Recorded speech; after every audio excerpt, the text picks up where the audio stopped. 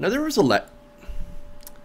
an election on Tuesday, and all over the country, it was fairly disastrous for a lot of progressive proposals and a lot of progressive candidates. However, there was actually a really good piece of news coming out of Seattle. Now, according to U.S. Uncut, Seattle voters recently elected to have publicly financed elections and to limit the influence of corporate power on City Hall. How did they do that? Well, they did it by something called the I-122 initiative. It was also known as the Honest Election Seattle, and that passed with 60% of the vote. Now, what does this initiative do?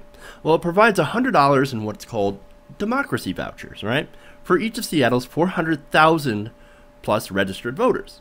Now, this means that you're essentially giving ordinary voters money, vouchers, to be able to counter corporate influence on elections by up to about $40 million in a given cycle.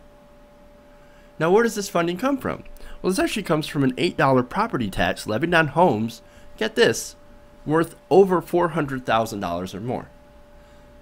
So you're taxing wealthier people, wealthier households, in order to pay for a democracy voucher for people who are lower income to be able to counter money.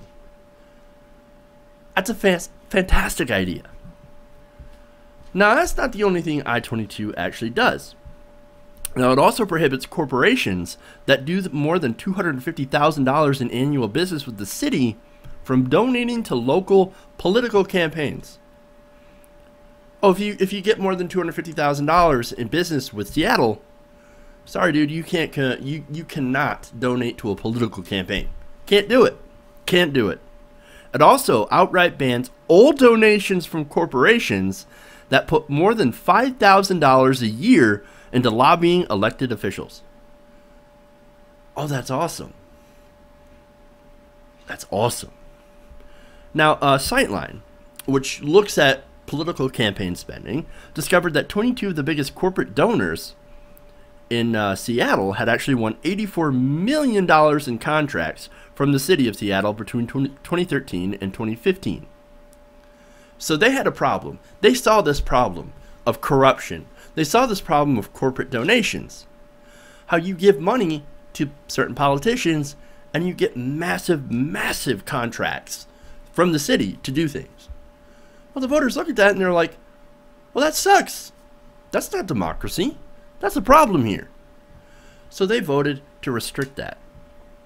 Now, these corporate donors donated a very, very small amount to these campaigns to win $84 million in contracts. You want to guess how much they actually donated to different political campaigns?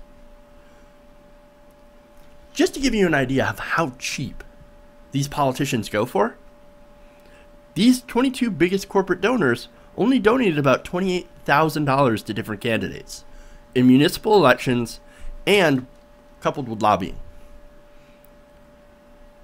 For an investment of $28,000, these corporations won $84 million in contracts. They're cheap.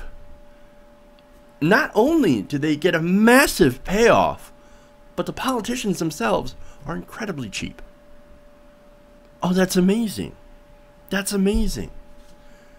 One of the largest owners, for example, is Microsoft. Microsoft got a $2.2 million contract with the city of Seattle.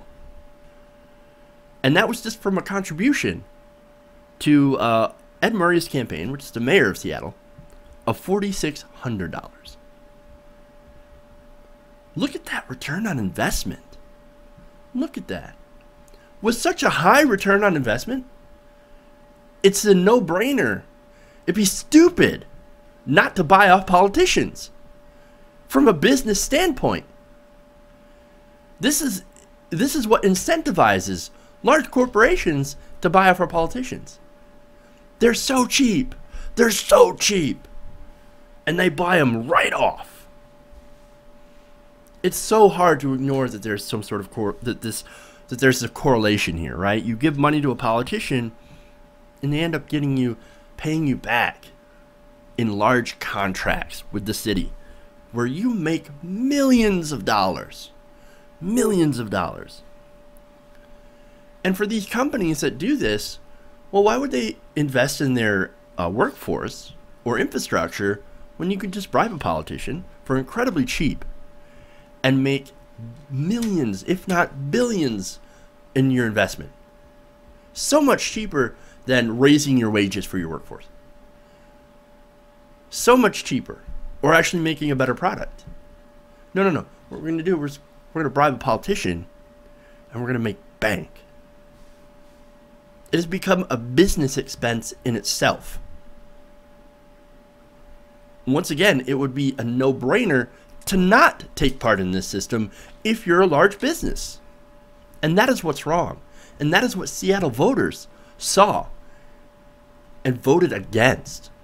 They voted against corruption. They voted against crony capitalism. They voted against cheaply bought politicians. I love it. I love it. The people in Seattle said no more. No more. We're done. We want the corporations out. And we want the voters in. And with all the losses that happened the other day in this most recent election, you look at that. You look at this. This outdoes all of them. This is a win. This is a huge win. Not just for Seattle, but for everywhere. Because it shows the way that this can be done. How you can defeat money in politics with the voters. How you can defeat corporations and win for democracy.